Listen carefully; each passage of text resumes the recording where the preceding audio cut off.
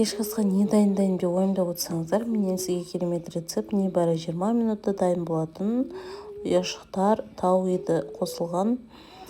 Міндетті түрде жасап көріңіздер, өте оңай, тез жасалады. Ең әуелі қызып тұрған майымызға пиязымызды, сәбізімізді турап салып, жақсылап қуырып аламыз. Одан соң үстіне томат пастасын қосамыз.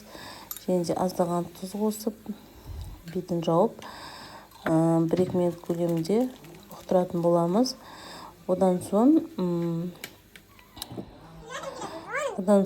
аздап су қосамыз.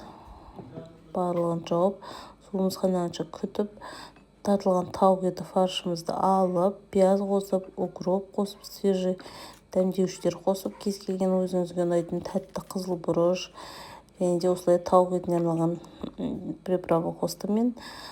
Тұз қосып, барлығын жақсылап араластырып, бізге арнайы осындай макарондар қажет болады, ұяшықтар тәрізді. Барлығын осылай қойып шығамыз да, үстіне тартылған жаңағы дайындаған фаршымызды салып шығамыз қолымыздың көмегімен. Тез пісетін болады тамағымыз. Пісуге бір 5-10 минут қалған кезде бетін ашып, осылай күштен өткізілген сырды сеуіп берсеңіздер, тамағыңыз одан сайын дәмді, әдемі болып шығатын болады. Видеоны лайк басып тіркелуді ұмытпаймыз.